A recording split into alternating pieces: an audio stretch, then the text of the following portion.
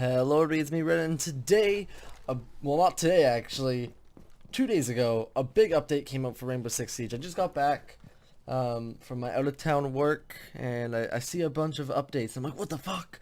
So we're gonna get right into it. Here's an update video for you guys. If you want to see all the patch notes, the link is in the description. So I'm kind of gonna be reading a little bit off of the patch notes. So if you guys are too lazy to read, just go ahead and listen. So the footage in the background right now is actually the new map that they released. It is a university. I'm pretty sure it's also like they had the same map in like a single player situation or something. I've never played them, but I remember hearing something about that. So now it is an official PvP map, and you can now go on and have at it. It's a pretty cool looking map, as you're gonna see in the video here. But I do really enjoy it. I mean, it looks so so different from a lot of the maps. It's very like kind of looks like a home more than a university, but I do like it. Anyways, let's jump right into the notes for the characters. So first of all, Tachenka. I don't really know how to say his name that well, but he has gotten an update and a half. So if you guys don't know, Tachenka, that's how I'm going to say his name, is the guy who gets the massive turret that he puts down, and is basically the most useless character in any situation. But now that the tables have turned, boys, he is becoming a god. So before, basically, he would sit on a turret, and the turret would do a lot of damage, but he can easily die because he's on a fucking turret. He can't move, he's stuck. And now they added it, so they have something like a Blackbeard shield in front of his face that can take, I think, up to 500 HP. That's how much the shield has. 500 HP. So it's gonna be hard to kill this guy now. Obviously, there's ways to counter it, like the arrow guy. I forget his name, with the fire. That's an easy way, or even Fuse can do it. Just grenades in general, C4s, anything like that. So it's gonna be it's gonna be fun to see how that plays out, because I haven't even bought Tachenka. I was just like, fuck that, not buying that. But you know, what can I say? It's long overdue. The guy was literally useless. That's why I never bought him. So now that he's gonna finally be some kind of use, I think it'll probably go well. And I'm already thinking about this. If his face is covered with 500 HP, and it's not just like in front of him, you're gonna see on the screen, it goes all the way around him. What happens if we put a shield in front of the turret so he can't get shot in the body either? And like, if there's 3 people and they make a little circle around this guy's turret, he's just a god. But anyways, let's continue on with the rest of the characters. Fuse. Fuse is the guy who could put the little thing on the wall that shoots grenades in. Fuse has gotten one more cluster charge, and each grenade is the radius on the grenades are a bit larger. So before, you would shoot into the room and it's either you're gonna kill somebody or you're not.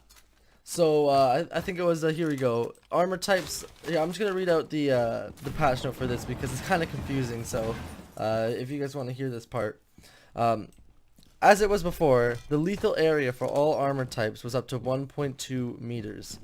From 1.2 to 2.5, it would be non-lethal damage except for light armor, who only suffered non-lethal from 2 meters to 2.5 meters. We are expecting the zone of non-lethal damage up to 4.2 meters. This should help Fuse move defenders out of rooms, exposing them for the attacker's fire or preventing them from holding crucial lines of fire. Have at it, and be careful where the hostage is before detonating those cluster charges. So there you go. Fuse is not only going to be able to, I think it's now he's going to have 3 cluster charges, I do believe, but he's also going to be a lot more viable. He's going to do a lot more damage, because it's either you shoot it in, you could dodge it or take a little bit of damage, or it's just like you're dead.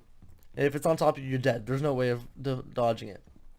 So Fuse getting that one more charge is actually really nice, because Fuse is one of my favorite characters in this game, or operators should I say.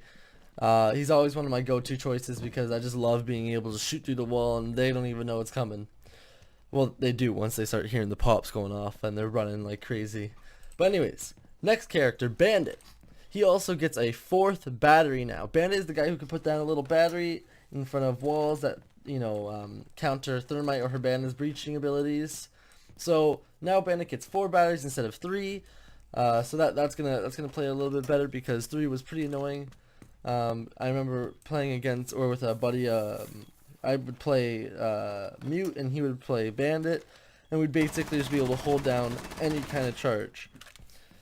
Next one, smoke. Smoke is the guy that has these little gas containers that do a little bit of damage. Now he can throw them like proper grenades. His canisters, as I can read off the patch notes here, Smoke's gas canisters follow the nitro cell curve and speed when thrown. However, we want to give him better deployment options for his gadget.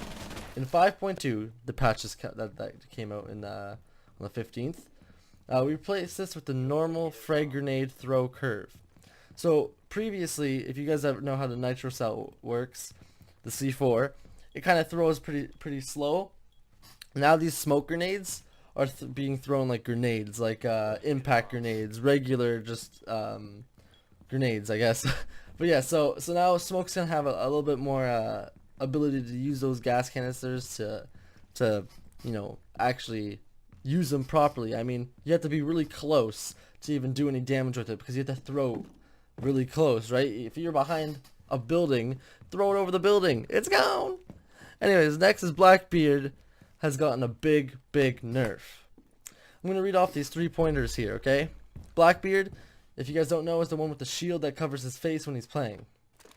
Now, Blackbeard, shield health points reduced from 150 to 60. So that's about 3 bullets, and it's gone. Or 2. Next pinpoint. Aiming down sights increased from 0.25 to 0.7 seconds. So it's a big difference in how much it's going to take to bring that gun up to his face. Aiming down sights from sprint increased from 0.35 to 0.8 seconds. So he's becoming a lot more of a slower character. So, you know, he's not going to be able to take as much damage in the head. It's basically going to shoot right through him. This was one of the biggest picked people in professional leagues, and now I don't know if it's even going to be picked at all. Because if he, like, the whole point of Blackbeard is he's there to get kills. My cat's freaking out in the background, I'm sorry about that. But his whole ability is to be getting kills.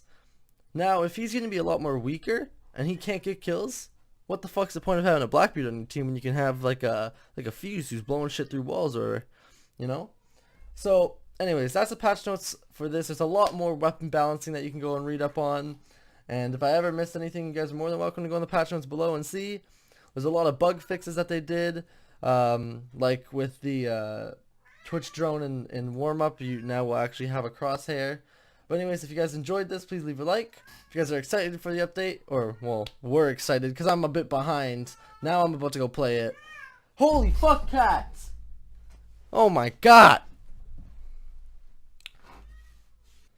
So hope you guys enjoyed this video. If you guys did, please leave a like. If you guys are excited for the update or are playing the update now and are very happy with it, and if you have things that you aren't happy with, let me know in the comments. Anyways, I hope you all have a great day. Peace out.